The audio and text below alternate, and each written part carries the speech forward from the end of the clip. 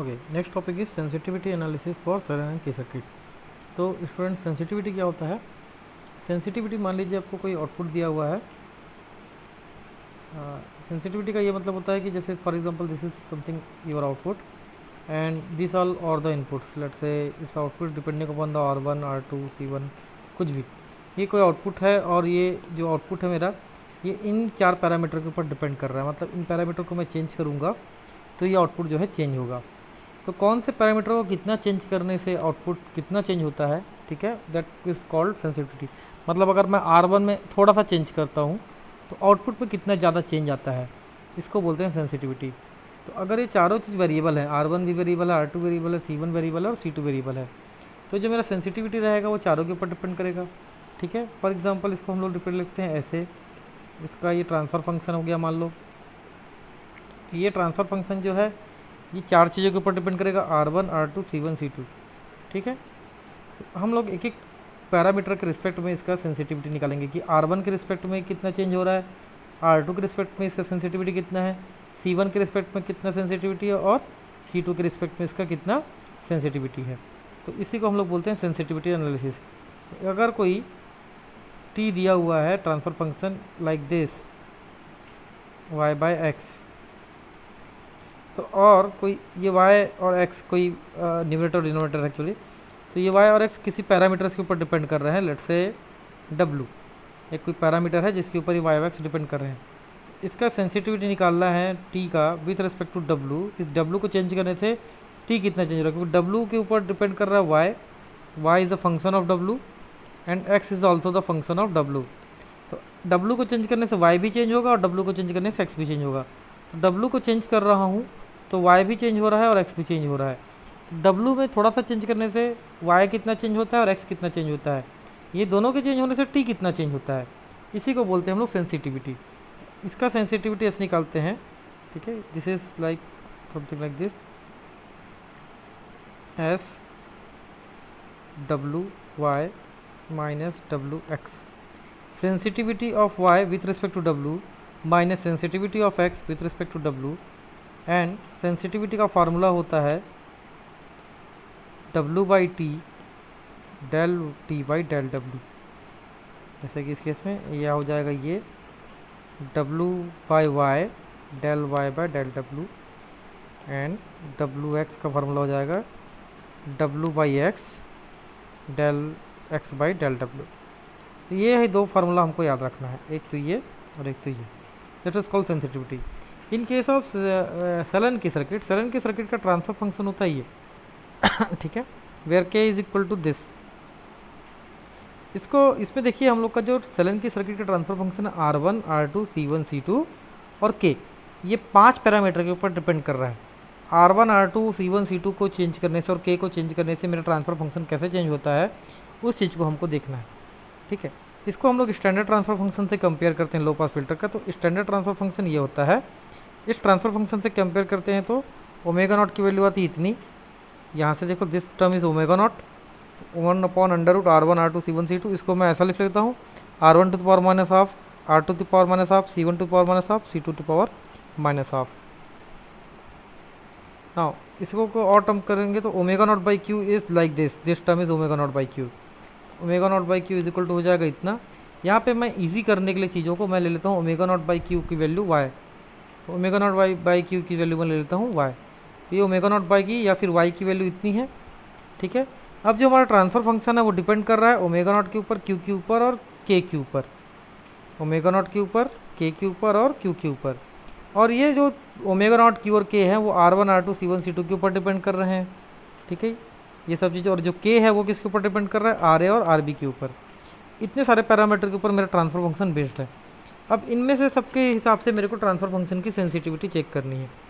सो हम लोग यहाँ पे क्या करते हैं, omega naught by Q is equal to Y. इस इक्वेशन को देखिए, ओमेगा नॉट बाई क्यू ये ले लिया, यहाँ से ले लिया Q is equal to omega naught by Y.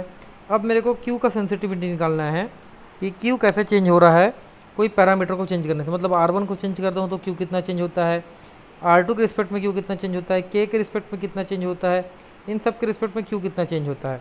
तो देखो R1 को चेंज करूँगा तो ओमेगा नॉट भी चेंज होगा और वाई भी चेंज होगा।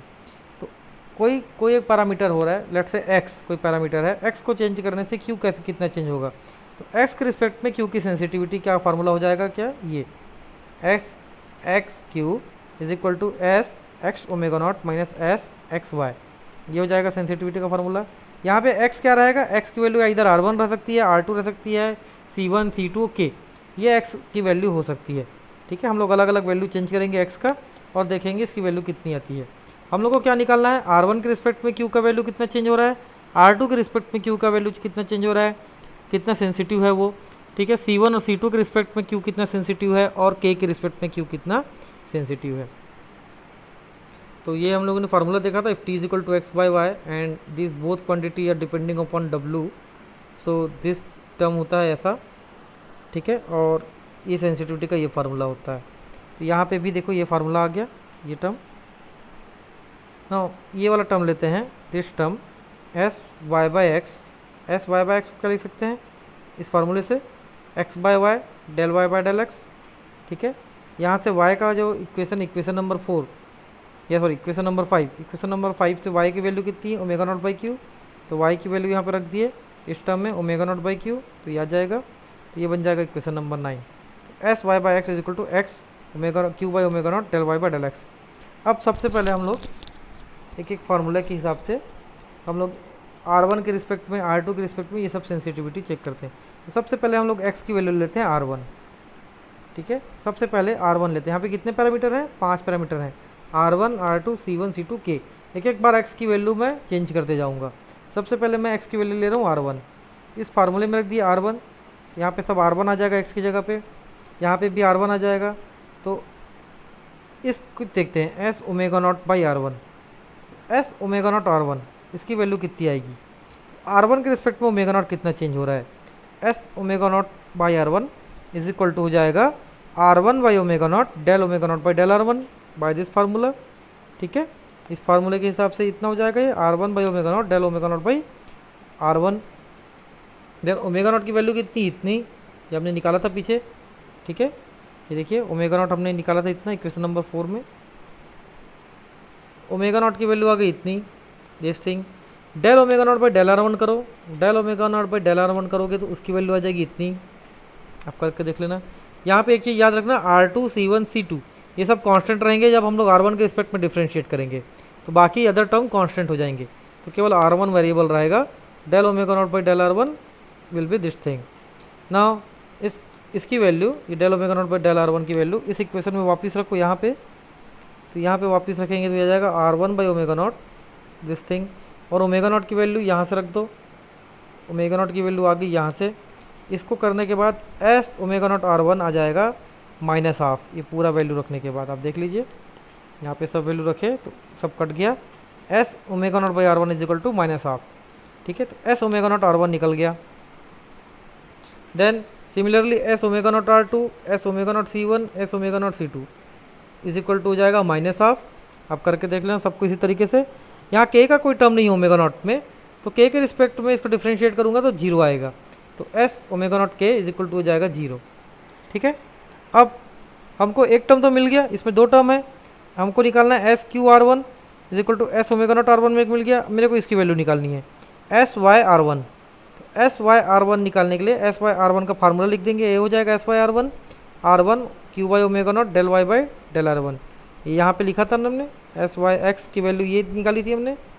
ठीक है, एक्स की जगह मैं क्या रख दिया हूँ R1 इज इक्वल यहाँ पे ये आ जाएगा दिस फार्मूला। अब यहाँ पे ओमेगा नॉट की वैल्यू रख दो यहाँ से, इसी ये वाला एक वैल्यू ओमेगा नॉट की यहाँ पे रख दो, ओमेगा नॉट की वैल्यू यहाँ रखने से ये आ गया एस वाई R1 की वैल्यू, अब ये आ गया। अब मेरे को इसकी वैल्यू निकालनी है डेल वाई बाई R1 की, डेल R1 की। तो इस वाले इक्वेशन में जाते हैं, यहाँ पे ये वाला इक्वेशन दिख रहा है, ये वाई का वैल्यू है इतना दिस थिंग, इसको R1 के रिस्पेक्ट में डिफ्रेंशिएट करेंगे तो डेल वाई बाई R1 आ जाएगा। इसको y के रिस्पेक्ट में डिफ्रेंशिएट किए, ये y है, इसको रिस्पेक्ट की R1 के रिस्पेक्ट में डिफ्रेंशिएट किए तो इतना आ गया। ये वैल्यू को उठा के आप इस फार्मूले में रख दो तो मेरे को एस वाई R1 मिल जाएगा इतना। ठीक है, एस वाई R1 मिल गया इतना। अब इक्वेशन नंबर 7, कौन सा इक्वेशन नंबर 7, ये क्या है हमारा, दिस थिंग इक्वेशन नंबर 7। यहाँ पे x की जगह R1 रख के, तो S R one Q S R one omega S R one Y, इसकी वैल्यू मैं निकाल लिया हूँ माइनस हाफ, यहाँ से माइनस हाफ आ गया है। इसकी जो वैल्यू है वो निकाल लिए हैं ये ऊपर इक्वेशन नंबर 11 से, ये दोनों वैल्यू रख दिए। तो क्यू आर वन के रिस्पेक्ट में कितना चेंज हो रहा है वो मेरे को पता चल गया। तो Q with respect to R one निकल गया। उसी टाइप से अब मैं एक्स की जगह वैल्यू रखूँगा आर टू। तो जहाँ जहाँ एक्स था पूरे इक्वेशन में वहाँ वहाँ आर टू रख देंगे। तो यहाँ पे आर टू आ जाएगा, ठीक है। जिस आर टू एस एक्स की जगह आर टू रख दिए तो ये इक्वेशन बन जाएगा ऐसा, ये वाला वैल्यू इक्वेशन नंबर 7 बन जाएगा ये। यहाँ पे मैं इसकी वैल्यू फाइंड करूँगा, इसकी वैल्यू फाइंड करूँगा। इसकी वैल्यू तो मैं निकाल चुका हूँ, देखिए यहाँ पे लिखा था मैंने S omega naught R two की वैल्यू भी आ जाएगी माइनस हाफ। तो ये वैल्यू आ गई आपकी माइनस हाफ। इसकी वैल्यू निकालनी है, इसके लिए फार्मूला क्या है, ये फार्मूला है, ये वाला formula R two Q upon omega naught del Y by del R two, ठीक है। तो del Y by del R two निकालो। तो वापस इस इक्वेशन में जाते हैं, ये वाला इक्वेशन वाई की वैल्यू इतनी है, इसमें वाई को डिफ्रेंशिएट करते हैं with respect to R two. R two के रिस्पेक्ट में डिफ्रेंशिएट करेंगे तो इतनी वैल्यू आएगी, ठीक है। इसका वैल्यू इस वाले फार्मूले में रख दो del Y by del R two. तो ये आ जाएगा R two Q omega naught del Y by del R two, यहाँ पे इसकी वैल्यू रख दिए तो ये आ जाएगा इतना। और ओमेगा नॉट की वैल्यू रख दो यहाँ से, ये वाली वैल्यू ओमेगा नॉट की ये वैल्यू रख दो यहाँ पे इस इक्वेशन में। और del Y by del R two value ये आ गया, उसको रख दो। दोनों को सॉल्व करेंगे तो ये आ जाएगा इतना, दिस थिंग।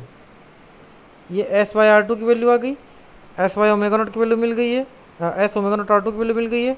ये दोनों वैल्यू को उठा के इस इक्वेशन में रख देते हैं, इस वाले इक्वेशन में, ठीक है।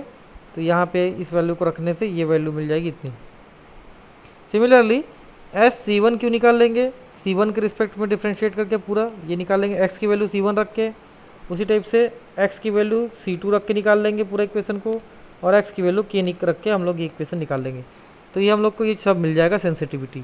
अगेन के जो है वो उसकी वैल्यू इतनी है, तो के भी आर ए और आर बी के ऊपर डिपेंड कर रहा है।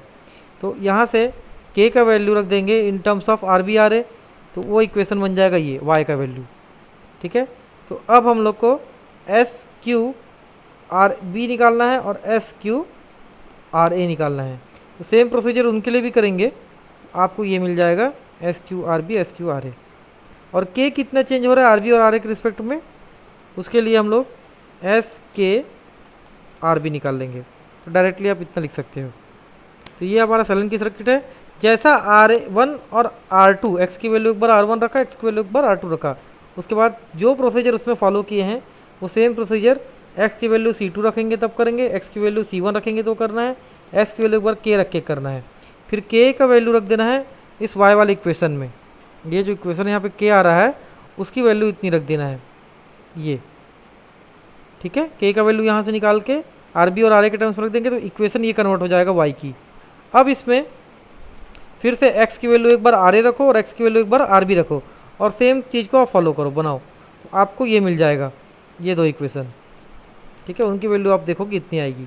तो हमको पूरा चीज़ डिराइव करने की ज़रूरत नहीं है, हम लोग को फिर सिर्फ दो क्वांटिटी डिराइव करना है, बाकी आप सिमिलरली उसी टाइप से यहाँ लिख दोगे एग्जाम में। तो पूरा हर एक क्वांटिटी को आपको डिराइव करने की कोई ज़रूरत नहीं है, डायरेक्टली अगर आप याद कर सकते हो तो डायरेक्टली आप इसको लिख सकते हो यहाँ पे, ठीक। R1 और R2 निकाल कर दिखा देना एग्जाम में। C1 C2 आप सिमिलरली C1 C2 के रिस्पेक्ट में जो भी है वो आप खुद लिख के बता सकते हो। तो ये आपका सेंसिटिविटी एनालिसिस है सलन की सर्किट का।